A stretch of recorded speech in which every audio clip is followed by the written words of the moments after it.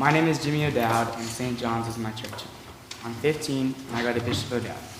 I play on the football team as an outside linebacker. I love football because I get to be physical and let all my emotions for an hour and a half every time. My team is a great community, and I've gained some of my best friends through football, like my best friend and my brother Ian, who is supposed to be with us, but I'm not really sure where he is. I also play rugby, but I'm not just an athlete. I'm also a class president, and I work as an intern at the Sports Medicine Center at my school. I've been going to St. John's since I was 6 years old. What I love about St. John's is how close we all are, and how uplifting we are. I appreciate how welcoming we are to all people. My friend Ian has been here a few times, and everyone has always been so nice to him. This is all to say that I have a lot going on in my life. I'm never sitting down, and when I am, it's probably to do some more homework. I work hard, long, and fast. I'm tired a lot, but the one thing that keeps me going is God. In today's reading from Matthew, we hear a famous Jesus quote: "Come to me, all you who are weary and carrying heavy burdens, and I will give you rest. Take my yoke upon you and learn from me, for I am gentle and humble in heart, and you will find rest for your souls. For my yoke is easy and my burden is light." So today, I've come to tell you what this passage means to me, how we can all find peace in God.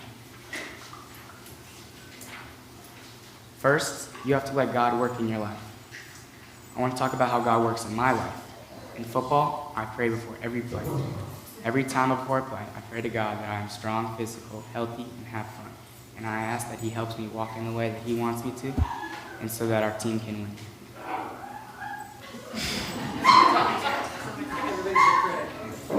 This is important because I can't do anything without God. God is with me in every play, in every tackle, every moment I'm on the field. You have to trust that every step you take, it's with the Lord. And if you feel that you're going astray, do whatever you can to get back to Him. 2, it's important to represent yourself as a good Christian in every aspect of your life, to find peace. As a leader, wherever I go and whatever I'm asked to do, I do my best to show kindness, respect, and generosity. I'm the representative to my whole class, and I have that responsibility to be kind, fun, and respectful. As a person, I try to share what I have with others. If you know me, food is very important. It's one of them. And I'm very stingy with my food. Well, I was. And then I heard a quote.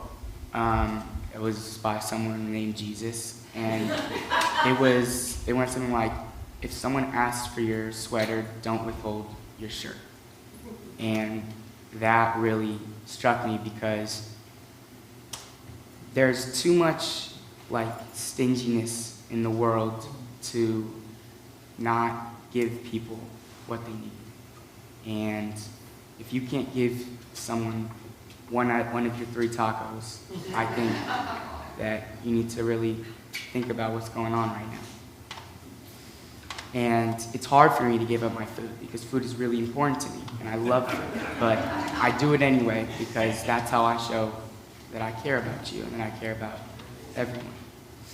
On the football field, I have to be a good leader and stay on top of my emotions. Football is an emotional, physical game, and tensions rise really fast. There are many opportunities to get in conflict, so it's my job as a leader on the team to stop that from happening. I have to not only control my emotions, but help control my teammates too. 3, this one's hard. You have to be vulnerable in every aspect of your life. It's important to be a friend to people who aren't your friends yet. Don't be cold to people just because you haven't met them. If the world worked like that, no one would be friends, and I wouldn't know any of you guys. It's also important to apologize when you do something wrong. Just 2 days ago, we played Castro Valley, and a kid on the other team made a really big hit, and it was a little sketchy, and it should have been a penalty. The kid who got hit on my team got really hurt, and he couldn't play the rest of the game. And it should have been a penalty, and it wasn't, because the refs just don't really like our team. But after the game was over, the kid came up to me, and he was like, the kid who hurt the other team, the kid who hurt my team, he came up to me and was like, "Is he okay? I want to go check in, I want to go apologize." And so I said, "Yeah, you should go apologize. That's a really nice thing for you to do." And right after I said that, my teammates heard me, and they're like, "What are you doing? We just played them. They just beat us. Well, why are you talking to them?" And I told them, well, the game is over, and after the game is over, they're not your enemy anymore. No one, they're just playing football. And he wanted to do the right thing, which is apologize for doing something wrong. And so, of course, I'm going to encourage him to go do that. And they disagreed because they were mad and angry over the loss, but the game is over. And if he's trying to apologize for something, then they can't be your enemy, because that is really one of the most Christian things we can do, is apologize. The last thing about vulnerability is apologizing for something you didn't do. And this is really hard. But God came to me in January during a Hebrew Scriptures class, and he told me to be a better person and to love everyone wherever I go. And at that point in my life, I had a lot of hatred. There's a lot going on, and I had an injury, and it was just not fun. And I was losing friends, and there was a lot of reasons to just hate a lot of things. And instead, I've never felt this in my entire life, but I just felt like overwhelming love come over me. And for 2 hours, I didn't feel any more stress or anxiety or hate. And it's not that I heard him say it, but I felt what he was trying to say to me. And it was, go out into the world and love everybody.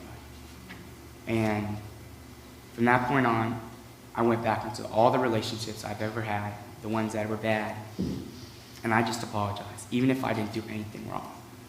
Because it's important to be the bigger person. And some people won't get apologizing for no reason,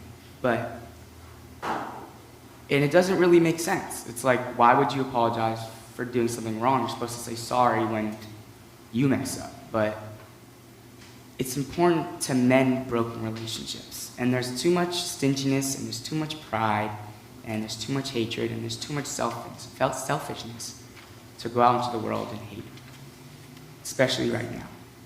And instead, we should be kind, be the bigger person, and make the first move to mend a broken relationship. If someone did something to you and there's hatred between you two, just go apologize. Just say, I'm sorry for whatever I did to make you do those things to me. Or not even that, just say, I'm sorry. I hope that we can mend this relationship. I hope that we can be friends. I don't want to hate you anymore. Because it's important, like I just said, to be the bigger person. It's about being open and understanding and loving of other people. It's about showing maturity and bridging the gap between you and that person. Because, to bring this back to the passage, you cannot find rest in anger, contempt, jealousy, or any other feeling of malice. These will only make you more weary, more stressed, and bring you farther from the love of God. These things don't go away. We all struggle with them, and of course we're always going to feel these things like jealousy and hatred and contempt for others, but it's how we deal with those emotions. It's how we bring ourselves back to God, bring ourselves back to the person that we want to be. And we need to figure out who we want to be in the world and who we want to be in the eyes of God, we all want God to see us. Because once we are vulnerable, and once we realize that the only way to find true peace is with kindness through what Jesus taught, we will be saved from our weariness and our distress. We can only truly rest when we have spread kindness, love, compassion, generosity, and respect through what Jesus taught. We can only find true peace when God becomes the center, the nodal point, and the focus of every aspect of our life. You can stay weary, or you can find peace in God. God bless.